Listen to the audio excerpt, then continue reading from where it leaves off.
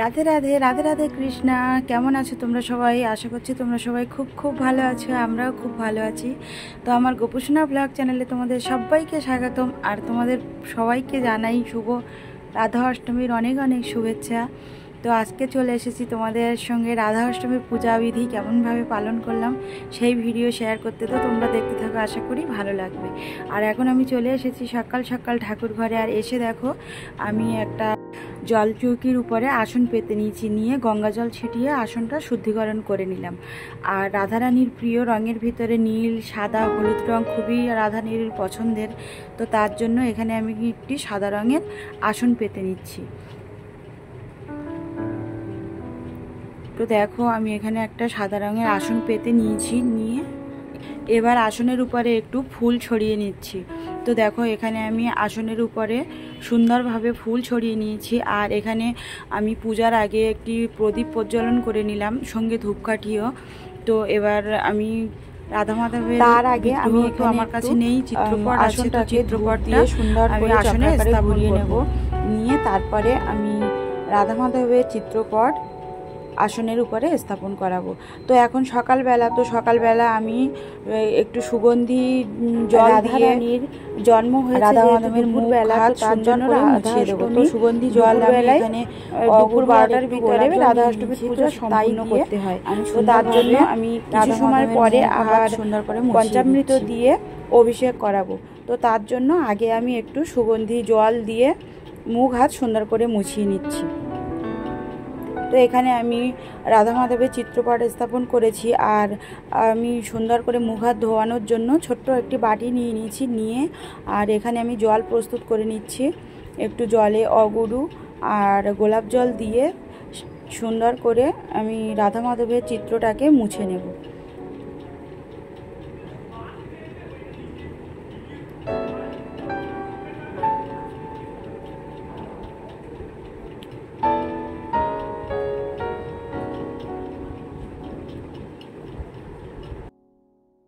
তো এখানে আমার সুন্দর করে রাধা মাধবের চিত্রপটটাকে মোছানো হয়ে গেছে। আর তারপরে আমি সুন্দর একটি শুকনো রুমাল নিয়ে তো রাধা মাধবের চিত্রপটটাকে আবারও মুছিয়ে নিলাম। আর তারপরে আমি পুজোর জন্য যে ফুলগুলি এনেছিলাম, তো সেই ফুলগুলো শুদ্ধকরণ করে নেব। তো দেখো এখানে আমি একটি থালা নিয়ে নিয়েছি, আর থালার উপরে সুন্দর করে ফুলগুলো ধুয়ে আমি রেখে দিলাম। আর এরপরে আমি ফুলের উপরে গঙ্গা জল ছিটিয়ে ফুলটা শুদ্ধিকরণ করে নেব। আর আজকের বাজারে গেছিলাম, তো বাজারে রাধারানীর অত্যন্ত প্রিয় হলো জুঁই ফুল। তো জুঁই ফুলের মালা আমি অনেক চেষ্টা করেছি, তো জুঁই ফুলের মালা আমি আর পাইনি। আর আমার একটু বাজারে যেতে দেরি হয়ে গেছিলো, আমি বাড়ি ছিলাম না। তো আমি দেশের বাড়ি গেছিলাম, তো ওখান থেকে আস্তে আস্তে আমার অনেকটাই দেরি হয়ে গেছিলো। তো তার জন্য আর ফুলের মালা পাইনি। আর তার জন্য আমি এখানে বেলির মালা ছিল, তো বেলির মালা একটা নিয়ে নিয়েছি। তো দেখো আমি গঙ্গা জল ছিটিয়ে ফুলগুলো শুদ্ধিকরণ করে নিয়েছি, নিয়ে এবার একটু শ্বেত চন্দন বেটে আমি ফুলগুলোর উপরে সুন্দরভাবে লাগিয়ে নিচ্ছি। তো আমার চন্দন সহযোগে ফুল প্রস্তুত করা হয়ে গেছে। আর এবার আমি রাধারানীকে পঞ্চামৃত অভিষেক করাবো। তো তার জন্য পঞ্চামৃত তৈরি করে নিচ্ছি।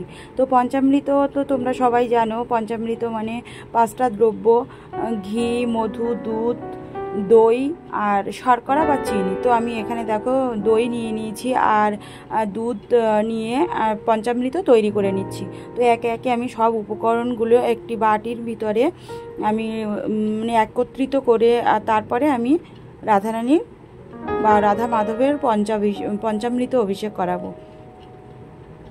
তো এখানে আমি একে একে দুধ, দই, ঘি, মধু আর শর্করা নিয়ে নিয়েছি। আর এবার আমি রাধা মাধব ও আমার গোপাল সোনাকে পঞ্চামৃত অভিষেক করাবো। তো তার আগে আমি আচমন করে নেব। তো আমি এখানে দেখো আচমন পাত্র থেকে জল নিয়ে নিয়েছি, নিয়ে আমার হাত সুন্দর করে ধুয়ে নিয়েছি। নিয়ে প্রথমবার আচমন থেকে জল নিয়ে আমি মুখ শুদ্ধি করে নিচ্ছি। তো মুখ শুদ্ধি প্রথমে আমি ওং নমো কেশবায় নমো এই বলে মুখ শুদ্ধি করে নিলাম, নিয়ে আবার হাত ধুয়ে জল ফেলে দিয়ে আবার জল নিয়ে ওং নমো নারায়ণায় নমো, তারপরে আবার হাত ধুয়ে ফেলে দিয়ে অভিষেক করাবো, মাধবায় নমো বলে আমি আচমন সেরে নিলাম। আর এখানে দেখো আমার যেহেতু চিত্রপট, তো তার জন্য আমি স্নান করাতে ভালো করে স্নান করাতে পারবো না, তো তার জন্য আমি এখানে একটি বাটি নিয়ে নিয়েছি আর রাধা মাধবের চরণের সামনে রেখে দিয়েছি বাটিটা। পঞ্চামৃত অভিষেক করে নেব। তো জলসংখ্যে আমি পঞ্চামৃত ভরে নিয়েছি, নিয়ে আগে আমি রাধা মাধবের চরণে অর্পণ করলাম, করে তারপরে 3 বার আস্তে আস্তে আমি পঞ্চামৃত দিয়ে রাধা মাধবের অভিষেকটা করিয়ে নিচ্ছি। আর অভিষেক করার সময় অবশ্যই হরে কৃষ্ণ মহামন্ত্র জপ করতে করতে আমি রাধা মাধবের পঞ্চামৃত অভিষেকটা করিয়ে নিচ্ছি। হরে কৃষ্ণ কৃষ্ণ কৃষ্ণ হরে হরে, হরে রাম রাম রাম হরে হরে, হরে কৃষ্ণ কৃষ্ণ কৃষ্ণ হরে হরে, হরে রাম রাম রাম হরে হরে। তো আমি এভাবেই আমি রাধা মাধবের অভিষেকটা করিয়ে নিলাম। আর এরপরে আমার গোপাল সোনাকে পঞ্চামৃত অভিষেক করাবো। তো তা আমার রাধা মাধবকে এবার আমি সুগন্ধি জল দিয়ে পঞ্চামৃত অভিষেকের পরে তারপরে আবার সুগন্ধি জল দিয়ে সুন্দরভাবে অভিষেক করিয়ে নিচ্ছি। তো এই অভিষেক করানোর পরে আবার আমি একটু শুকনো কাপড় বা রুমাল দিয়ে আমি সুন্দরভাবে চিত্রপটটা মুছে নেব।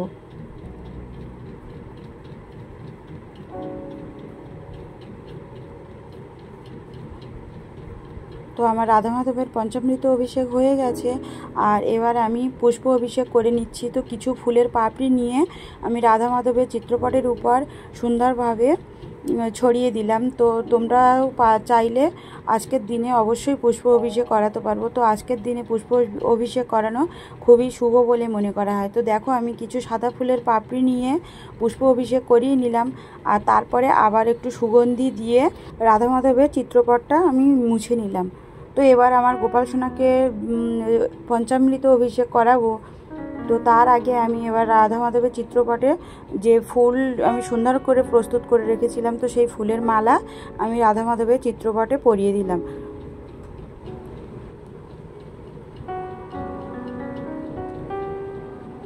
তো আমার রাধা মাধবের পঞ্চামৃত অভিষেক বা অভিষেক করানো হয়ে গেছে। আর ফুলের মালাও আমি পরিয়ে নিয়েছি। আর এবার আমার গোপাল সোনাকে আমি অভিষেকটা করিয়ে নেব। তো তার জন্য আমি একটি থালা নিয়ে নিয়েছি আর থালায় ওং লিখে নিচ্ছি। তো ওং লিখে আর তারপরে আমার গোপাল সোনাকে আমি পঞ্চামৃত অভিষেকের জন্য নিয়ে আসব। তো এখানে আমার ওং লেখা হয়ে গেছে। আর তারপরে আমার গোপু সোনাকে এবার নিয়ে আসছি। নিয়ে এসে তার আগে আমি একটু ফুল ছড়িয়ে নিলাম থালার মধ্যে, নিয়ে তারপরে আমার গোপু সোনাকে থালার মধ্যে বসিয়ে রেখে আমি পঞ্চামৃত অভিষেক করাবো।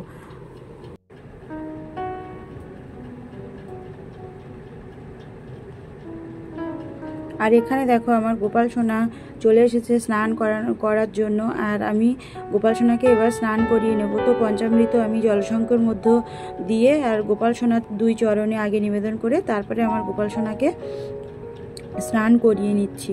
তো আমার যেহেতু রাধারানী বা মাধবের কোনো বিগ্রহ নেই, তো আমার গোপাল সোনাকে আজকের আমি রাধারানী রূপে সাজাবো।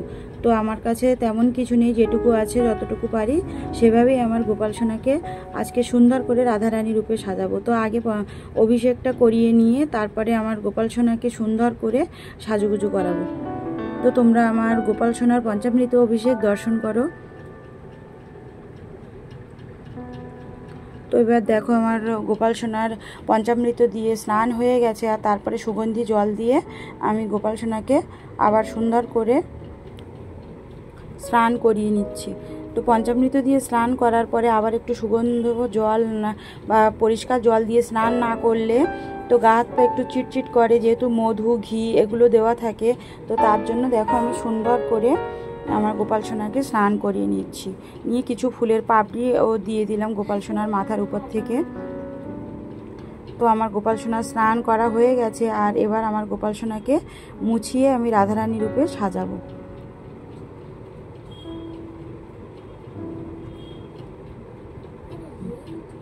তো রাধারানীর প্রিয় রং হচ্ছে নীল।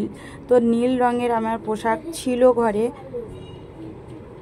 তো তাই দিয়েই আমার গোপাল সোনাকে সাজিয়ে নিচ্ছি। আমি নূতন কিছু পোশাক আজকের আর আনাতে পারিনি বা কিনে আনতে পারিনি।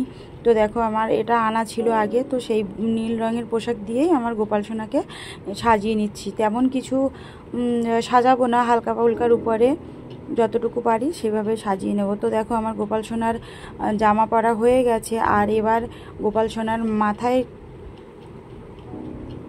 ছোট্ট করে একটু ওড়না দিয়ে রাধারানী সাজাবো।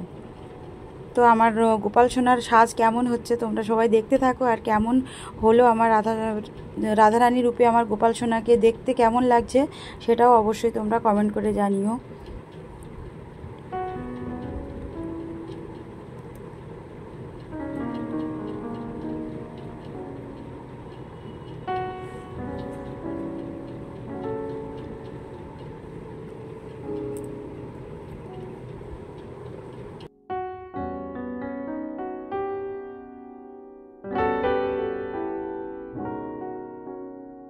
তো আমার গোপু সোনা সাজুগুজু কমপ্লিট। তো রাধারানী সেজে আমার গোপু সোনাকে কেমন লাগছে তো অবশ্যই কমেন্ট করে জানিও। আর এখানে আমার গোপু সোনা সাজা গোজা হয়ে গেছে, আর এবারে একটু সুগন্ধি দিয়ে দর্পণ দর্শন করিয়ে আসনে বসিয়ে দেবো। তো তার আগে দেখো আমি রাধারানীকেও একটু সুগন্ধি দিয়ে নিলাম, নিয়ে আমার গোপু সোনাকে এবার আসনে বসিয়ে দিচ্ছি। আর আজকে জুঁই ফুলের মালা পাইনি, তো তার জন্য বেল ফুলের মালা এনেছিলাম। তো রাধারানীকে আমি বেল ফুলের মালা পরিয়ে দিলাম।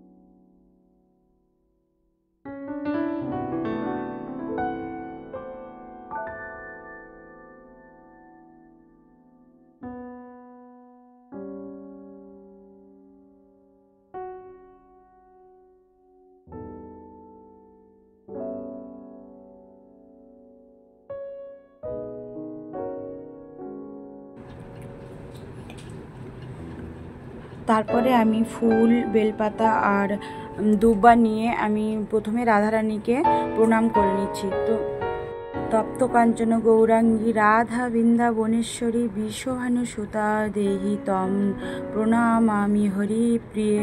তো এই মন্ত্র বলে প্রথমে আমি রাধারানীর চরণে আমি পুষ্পাঞ্জলি অর্পণ করলাম। তারপরে আমি রাধা মাধবের চরণে হে কৃষ্ণ করুণা সিন্ধু দীনবন্ধু জগৎপথে গোপেশু গোপিকাকান্ত রাধাকান্ত নমস্তুতে।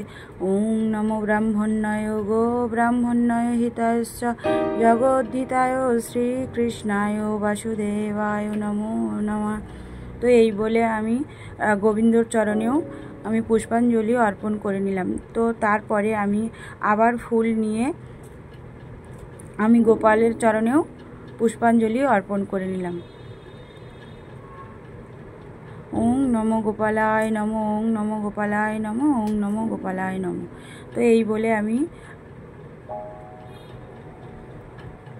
গোপালের চরণে ফুল অর্পণ করে দিলাম।